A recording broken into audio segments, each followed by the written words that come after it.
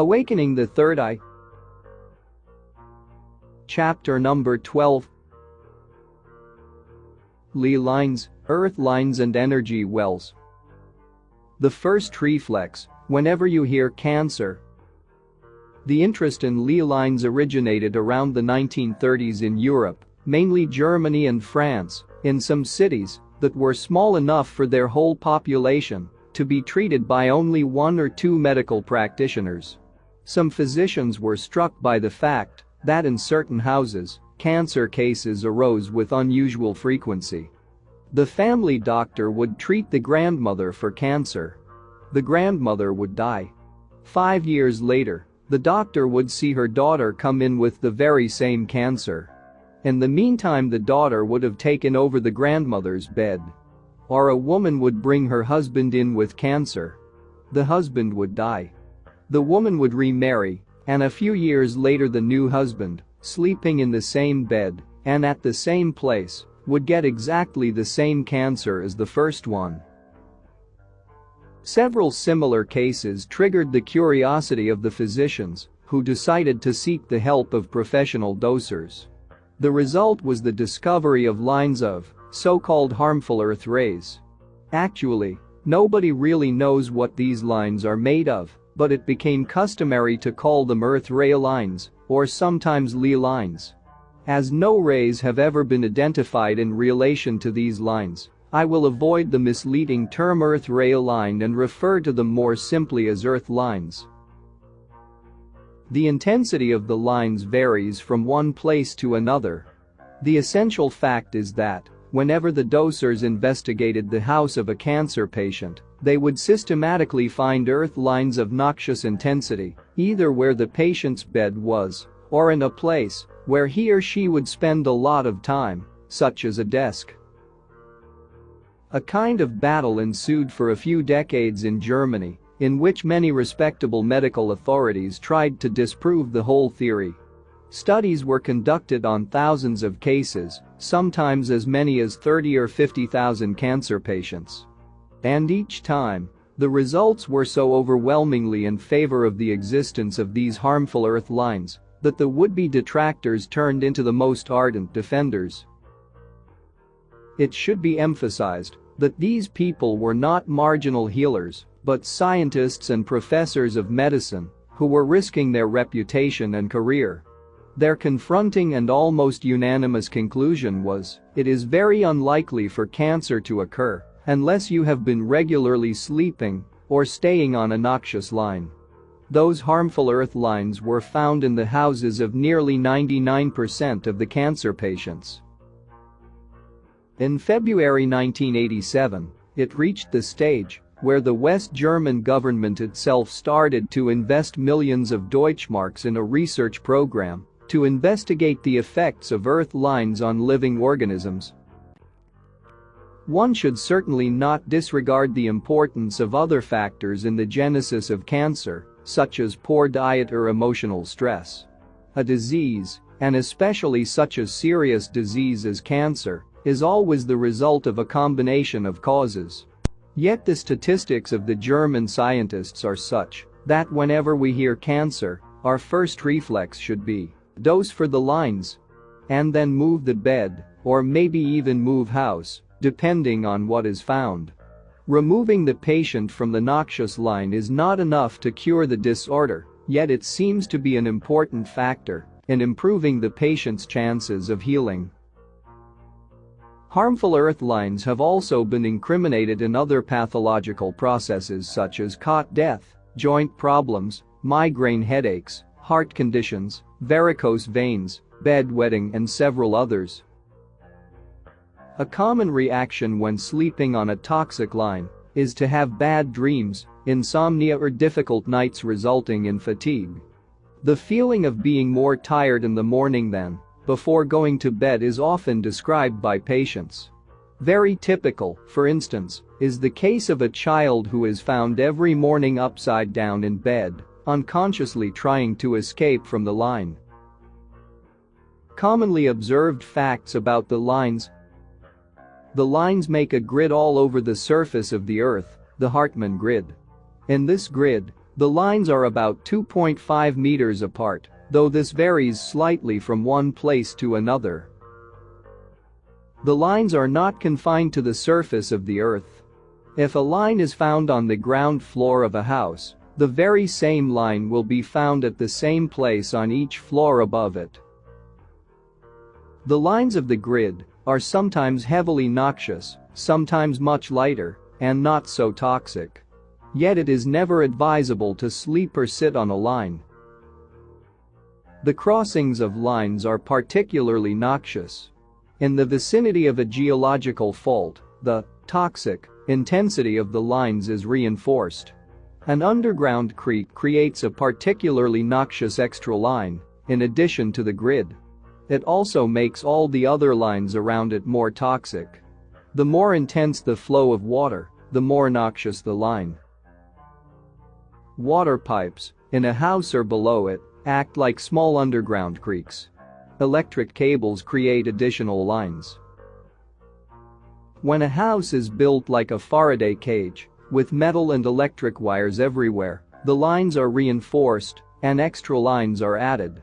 This makes skyscrapers an ecological disaster. The strength and width of the lines are reinforced during storms and stormy weather multiplied by 2 between 1 a.m. and 2 a.m. multiplied by 3 on the full moon. Most living organisms get sick when located on the lines. Plants die, trees get cancerous growths, all rotting processes are favored. The crossings of lines are therefore very good places to put your compost heap, but not your bed. On the other hand, certain plants and animals seem to thrive on the lines. This happens more than any other with the oak, the sacred tree of the Druids. Most huge old oak trees are found on strong lines. Other line seekers among the trees are willows, ashes, firs among other plants, mistletoe, mushrooms, asparagus. Ants love the lines, which fits well with their function as cleaners of all that is rotting in nature. Ant heaps are usually found on a heavy line. This should make you cautious whenever there is an ant heap close to your house. Unlike dogs, cats are said to seek the lines. So, traditionally the place favored by your cat is not a good place for you. Yet from my experience today's cats are more after cushions than earth lines.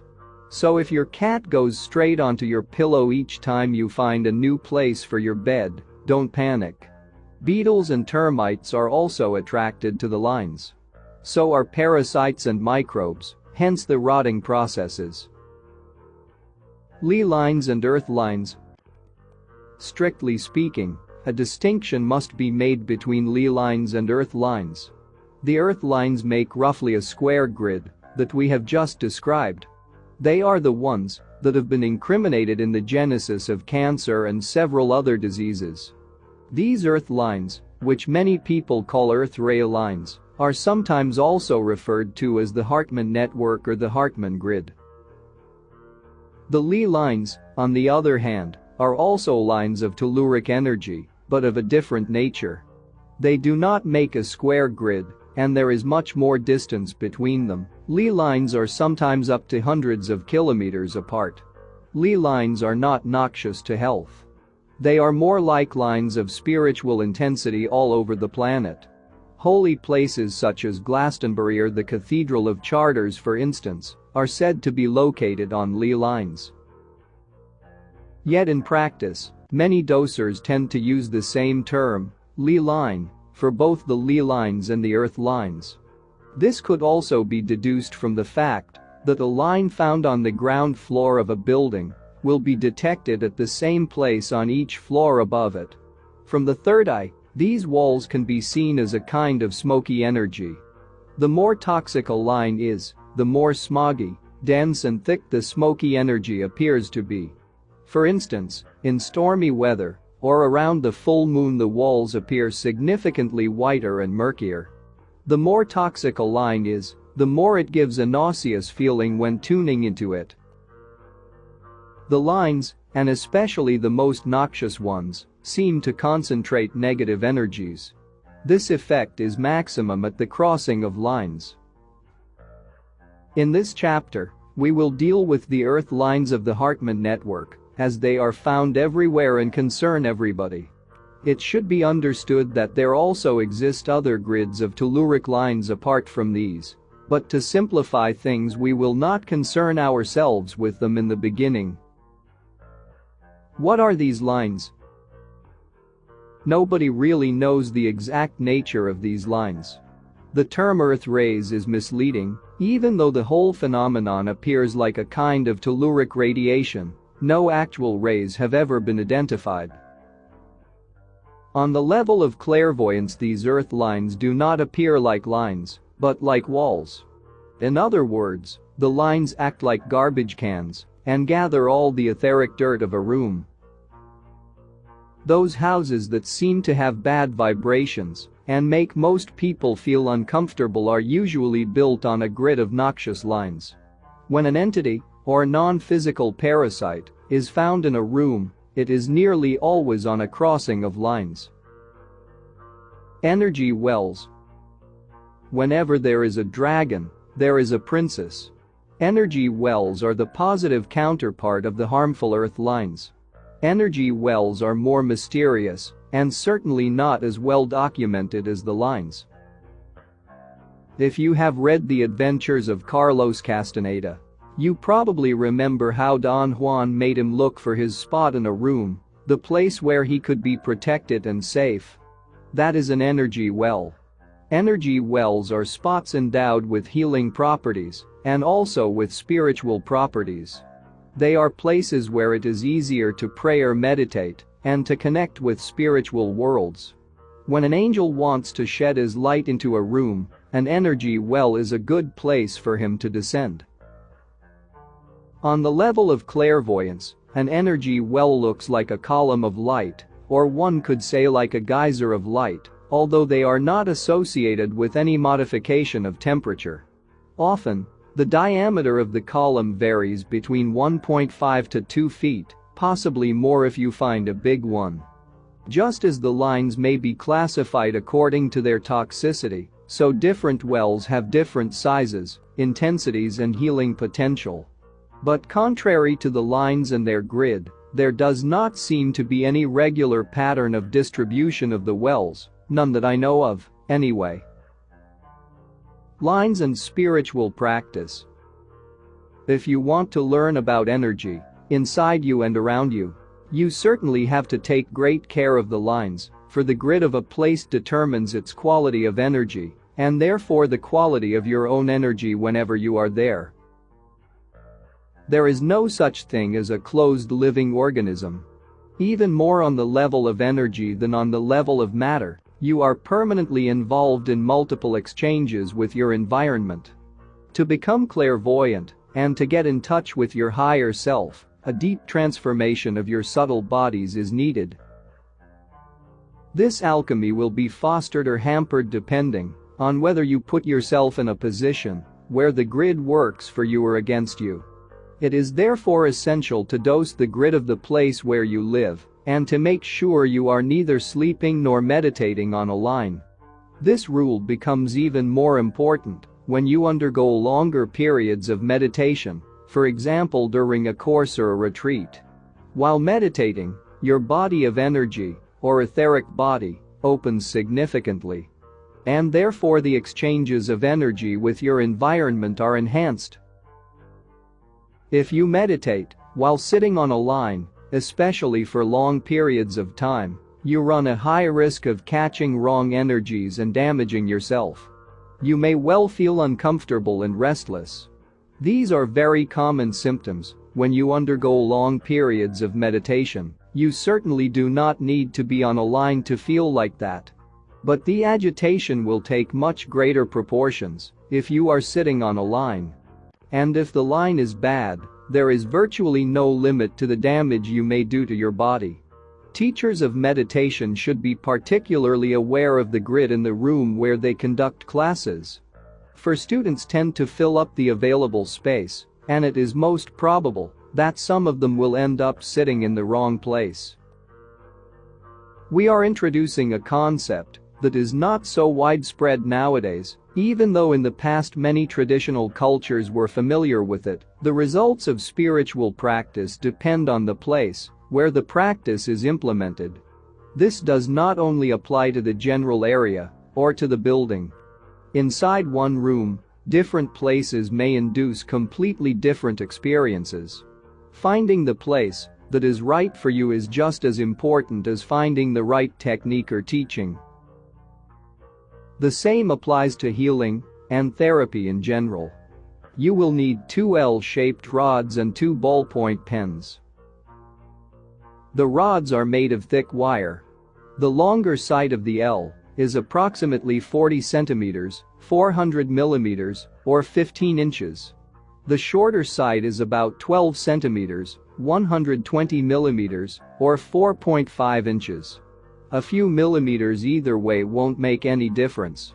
An excellent way of making rods is to get wire coat hangers and to cut them as indicated above.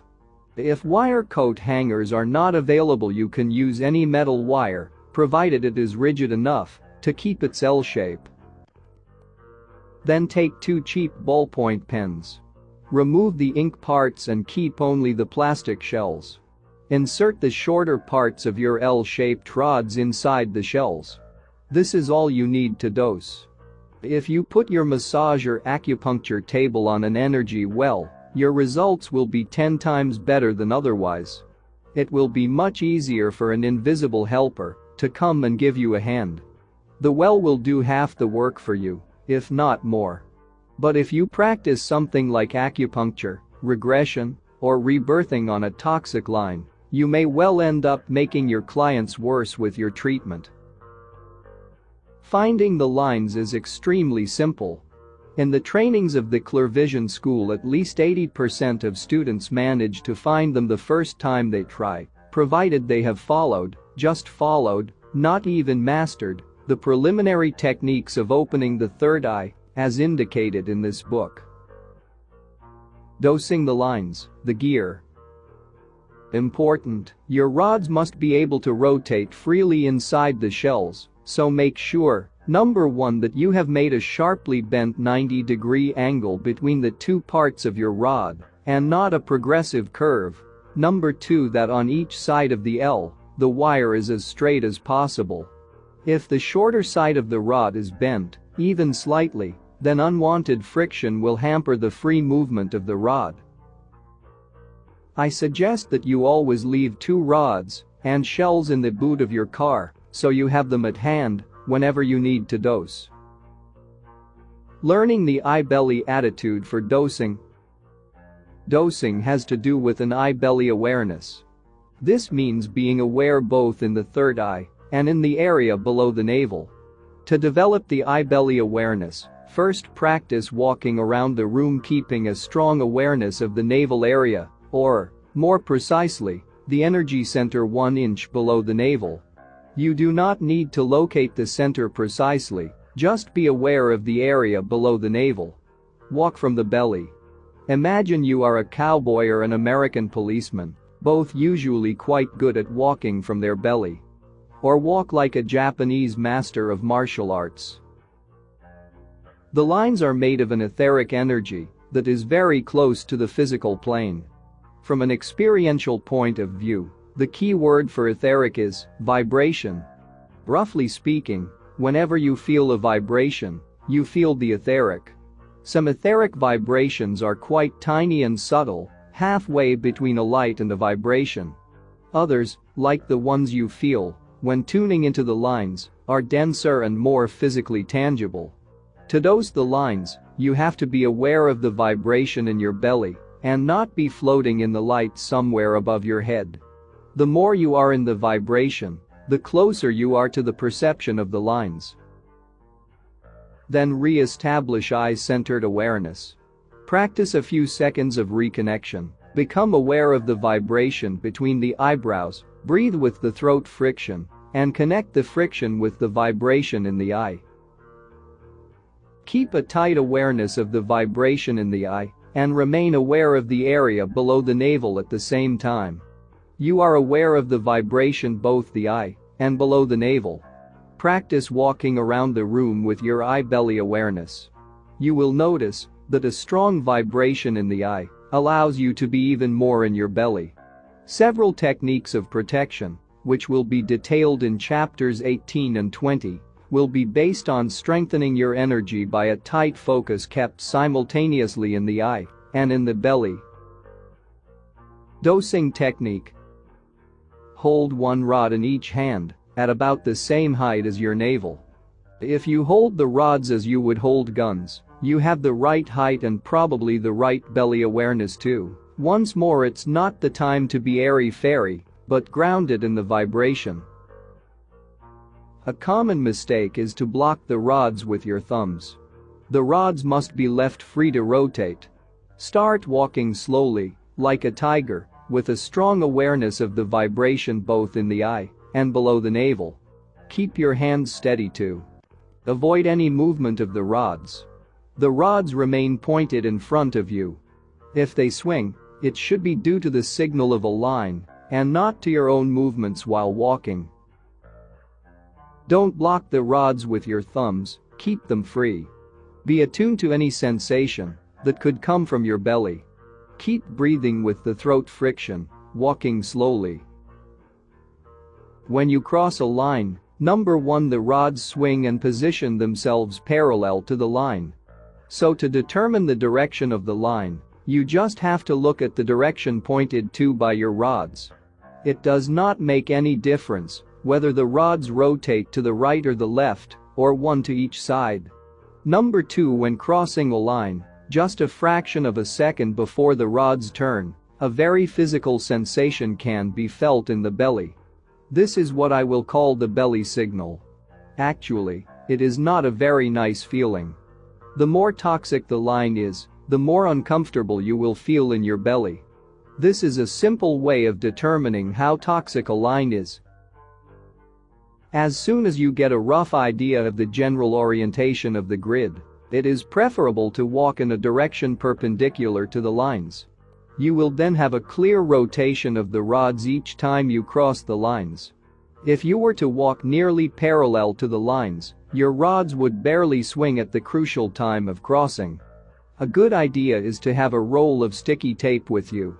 Stick some on the floor each time you cross a line to remember its location. Since the lines make a roughly perpendicular grid, you will most often find two groups of lines, the lines of each group being parallel to each other. Once you have explored all the parallel lines of one group, start walking perpendicular to them to explore the second part of the grid. Now, what if you find a line that does not fit with the grid, a line that is diagonal, for instance? It indicates that you have located something additional to the natural grid, such as an electric cable, a water pipe, or even an underground creek. Go, even more, into your eye, tune into the line, and try to find out what it is. Electric cables usually make moderate lines. Underground water creates the type of lines that make you sick when you tune into them. Water pipes are somewhere in between the two, depending on the volume of water flowing through. Dosing the lines, do's and don'ts. If your rods go on swinging around even before you start walking, consider the possibility that you may actually be standing on a line. Take 1 or 2 steps and try again. Suppose you find a line that is due to a cable and there is no cable under the floor. What can that mean? Possibly the cable is in the ceiling. The lines are not only generated above a cable or a pipe, but also below them. Do not dose the lines for too long a period in one day. Unless you are very trained, the practice can be exhausting when pursued for more than half an hour. There is a simple reason for this: to perceive something, you have to tune into it. If you want to dose the lines, you have to connect with their energy. Since these lines are noxious by nature, one can easily understand why dosing is a tiring sport. For this reason, it is not advisable to dose for lines when you are low in energy or depressed. Dosing is not a good activity for pregnant women or for children. After dosing the lines, wash your hands in running water for a fairly long time. A shower would be even better. There are many dosers associations, and most of them organize field days on the topic of earth lines. It might be a good idea to join one of them for 1 or 2 Sundays, just to check that your dosing technique is accurate. The belly signal. In Chapter 11, it was discussed how, through the art of tuning in, one can learn to let the qualities of an object become alive in one's consciousness. To the apprentice clairvoyant, dosing the lines is one of the most striking examples of this process.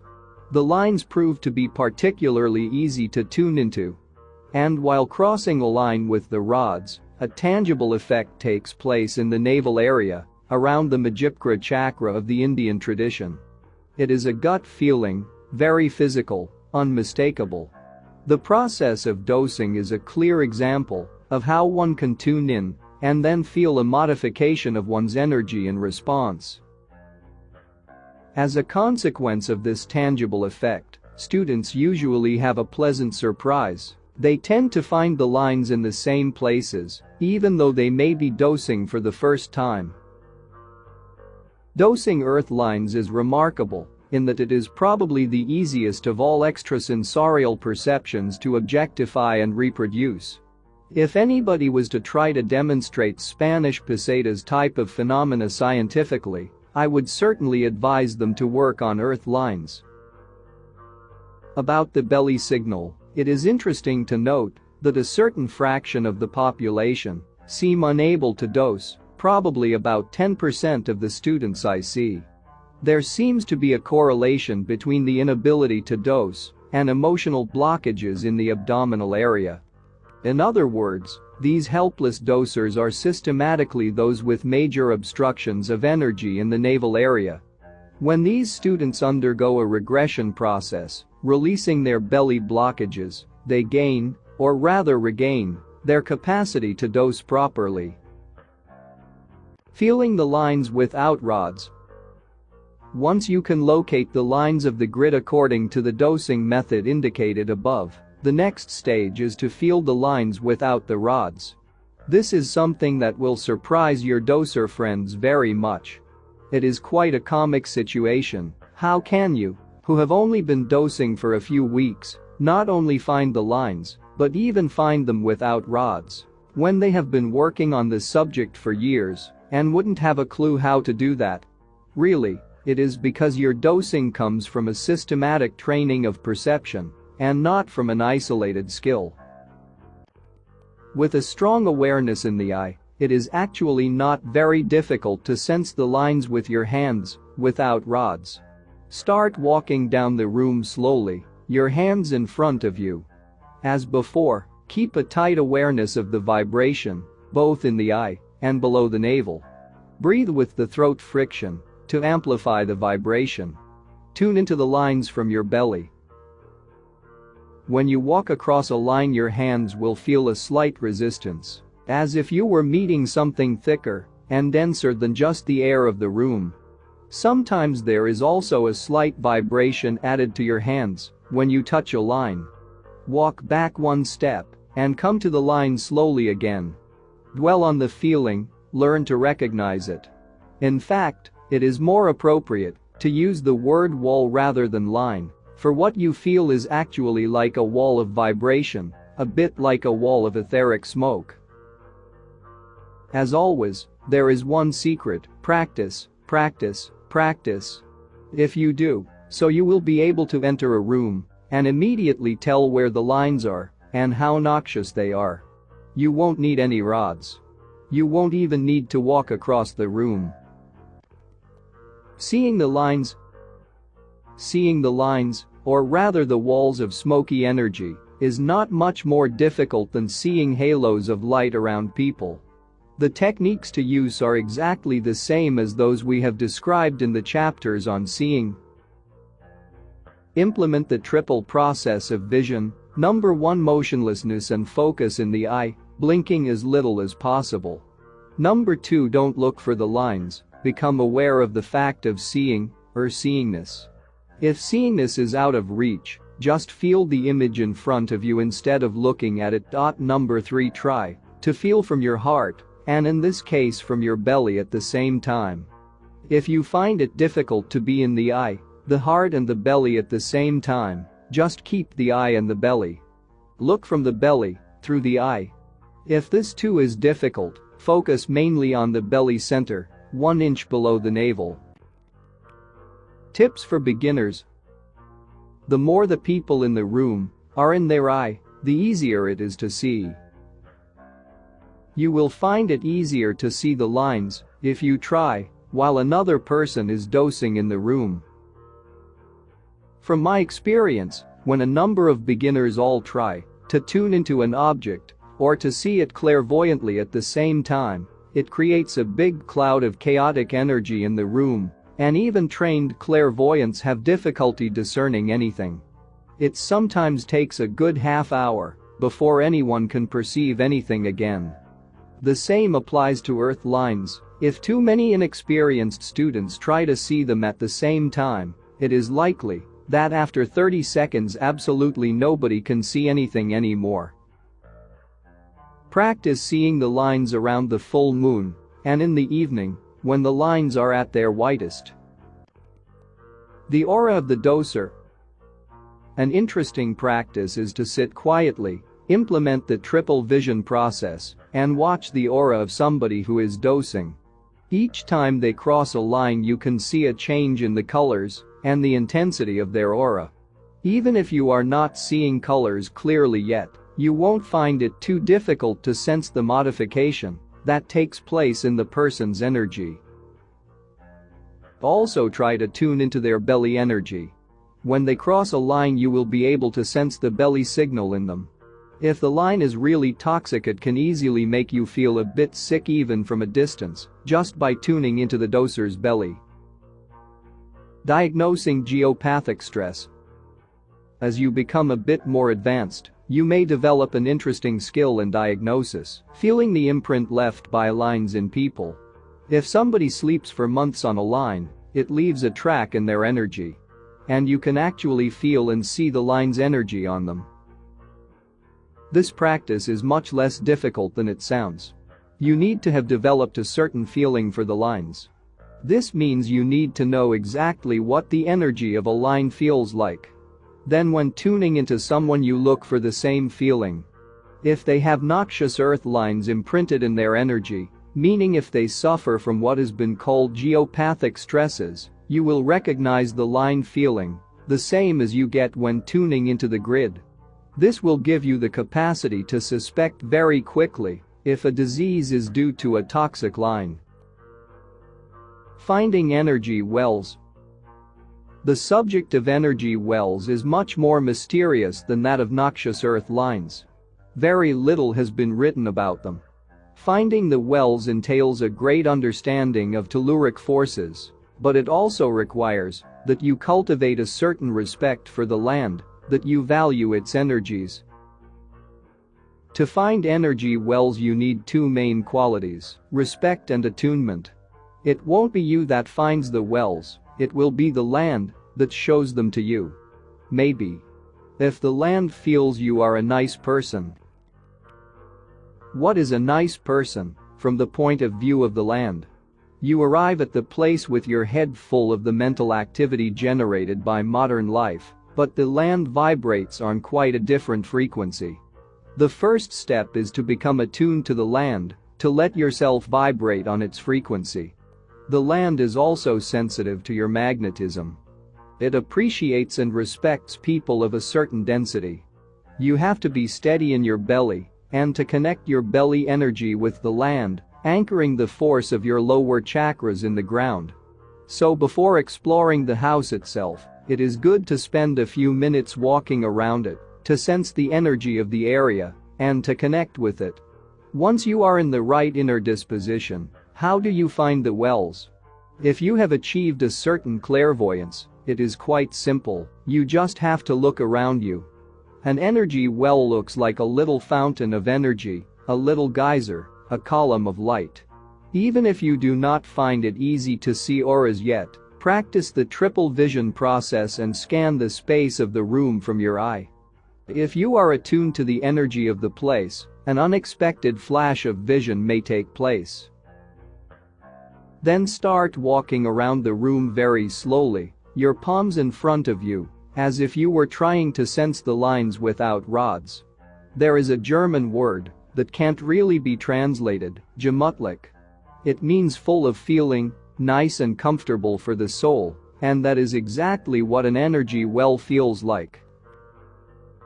In my experience, energy wells are often found adjacent to an earth line, but not on the line. So don't be worried if you find one just on the edge of a line, there is nothing wrong with it. The size of energy wells varies. Those we see in Sydney are often between 1 and 2 feet in diameter, or possibly a bit more. But there are Aboriginal sites, for instance, where one may find much bigger ones. Certain sites are really magic, with energy wells everywhere, like fairies' fireworks. Walking on these sites with the right consciousness transports you into another dimension of existence. Different energy wells have different properties. Some have more of an inspirational value, some of healing. You have to tune into the being of the well to discover it. But be very gentle, for these beings are shy. Look without looking, tune in as if from a distance. Otherwise they will conceal their energy, and the well will remain undetected by your eye. It is only once you have gained a certain familiarity with the little being behind the well that it will reveal all its secrets to you. Everything is yet to be discovered about energy wells. Can one neutralize noxious earth lines? Dosers have made many attempts to neutralize the noxious lines. Many devices have been designed, such as copper rods of various shapes, lead coils, electromagnetic apparatus, candles, oil lamps, mandalas and magic signs under the carpet. After having tested many of them, I have come to the conclusion that nothing really works. Some devices bring a temporary improvement, but I have never seen any that last. After a few weeks, or at most a few months, the grid recovers its noxious character. Maybe the answer is of a different nature. Although some of these lines are bad for our health, they are not necessarily bad for the earth. The lines are to the earth what the acupuncture meridians are to our body. Why should we try to block these flows? Maybe the solution does not lie in attempting to correct the natural grid of the earth, but in placing our houses on spots that are appropriate and favorable to human life. The grid is not noxious everywhere. Many places have a lovely energy. If you build a house just on top of an underground stream, you are assured of having a noxious grid all around the house. But if you build the same house 50 meters away, there may not be any unfavorable consequence.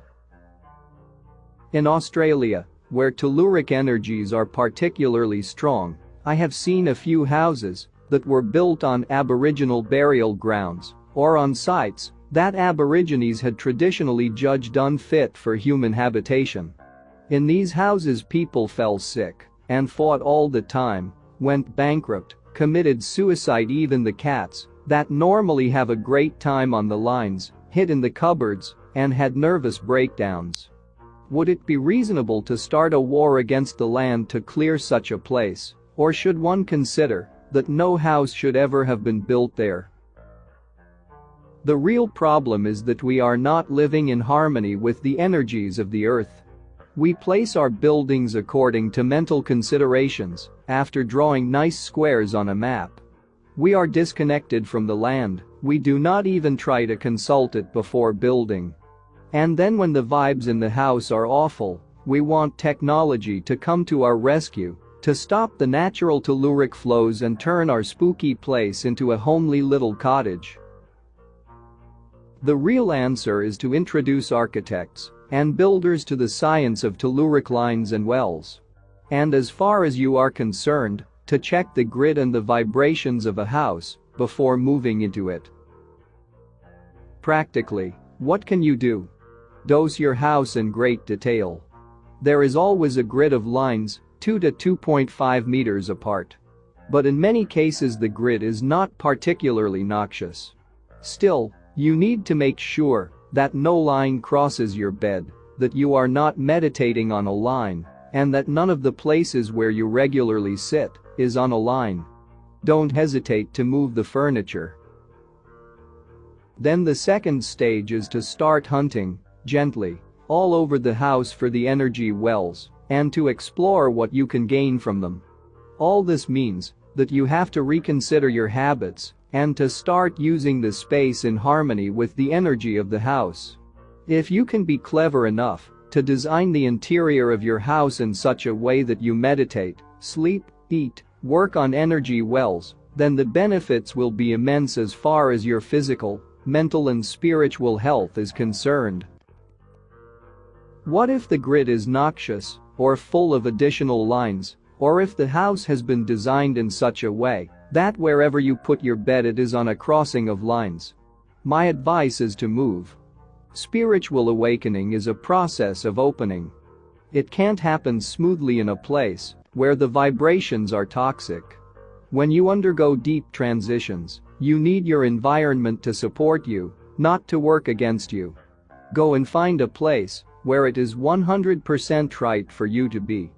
This is an important part of the spiritual quest, and therefore, if your motivation is right, the universe will support you.